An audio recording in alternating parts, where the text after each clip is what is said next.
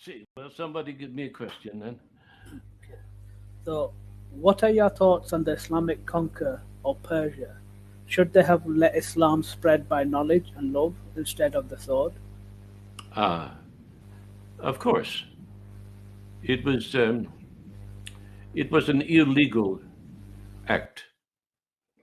If you remember the history, now I'm not an Islamic historian. I know some things about the history, but what happened was that there were certain battles that took place and certain incursions that took place, and the Muslims were winning almost every confrontation. But when they tried to cross the Euphrates and enter what is Iraq or what was Persia, it was never really called Persia, it was Iran. It was always Iran. Um, they were thrown back. The first time they tried to cross, they were thrown back. Second time, they were thrown back. They should have understood that this was a negation by the act of God. God was trying to tell them, hey, no, yeah, you're not supposed to do this, but they insisted. So they practiced humanism, you see. Now, why do I say that? Well, because, you see, the promise that was given to Ibrahim about the promised land is the promise that Muhammad fulfilled. In other words, Ibrahim was given the promised land as a promise, a part of a deal that was made with Allah subhanahu wa ta'ala at the time. And Ibrahim said, well, my gosh, you're going to give me this land? And Allah said, yes.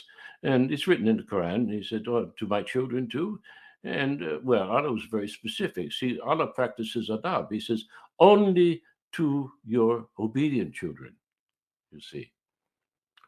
So the Jews had their chance. The ancient Israelites had their chance after Moses did whatever he did and took them out of Egypt, whoever came with him, this motley crew.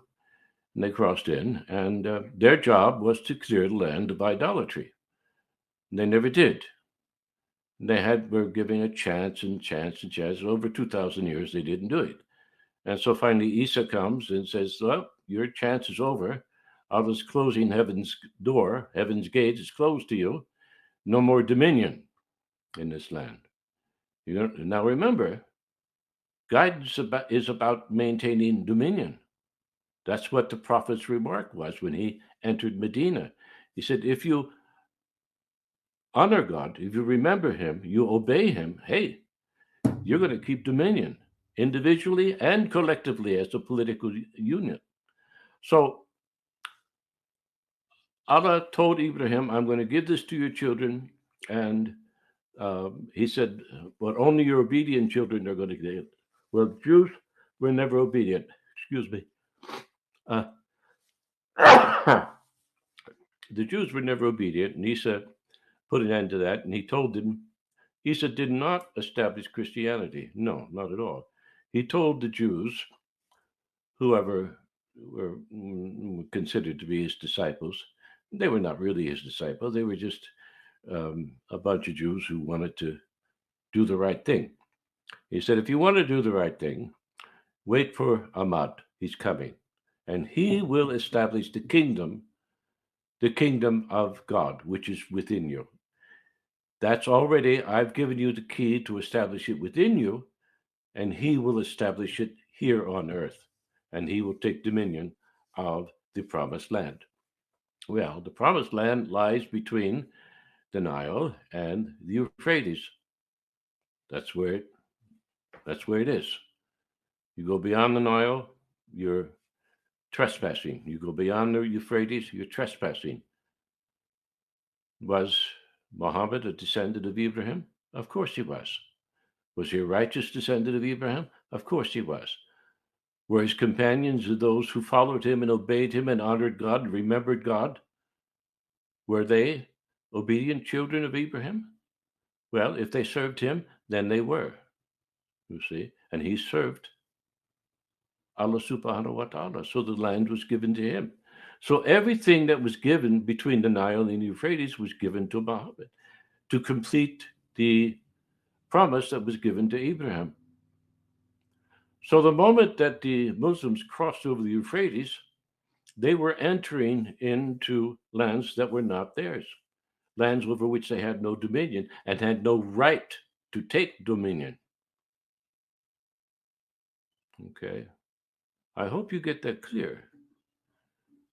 Now, if you're my neighbor, I've used this analogy before. If you're my neighbor and you're some pagan and enjoying life and having a good time, and you invite me over for whatever, and we sit down, start talking, and my God, I wax serious like I always do.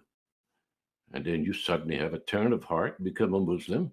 Does that give me the right to take your household, to take your wife, to take dominion over your house and your possessions and your children? No, no, no, no, no. Not at all.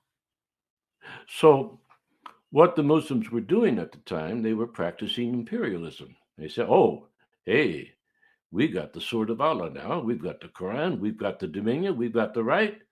Let's spread Islam.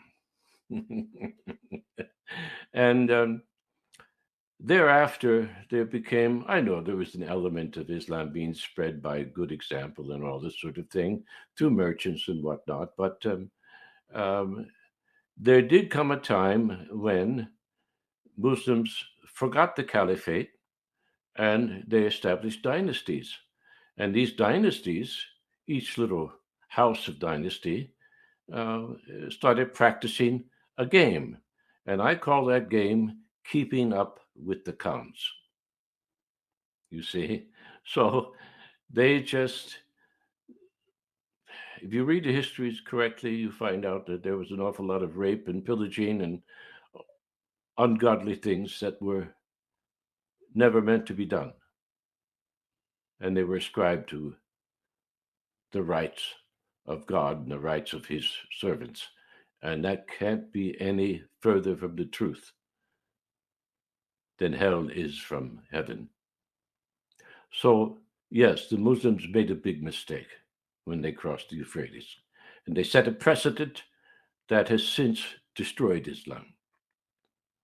Step by step by step, despite all of this wonderful talk of the glory of Islam. It was never glory in the eyes of God.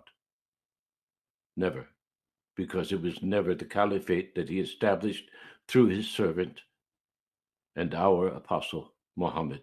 They abandoned the Medina Charter, they abandoned the caliphate, and they took up the kings of men, the practice of the kings of men, the kings of the earth. And in the Old Testament, these people are called Ish, Iysh. And they are called Ish because they are not capable of being regenerated. And that brings us full circle to marriage. Next question, please.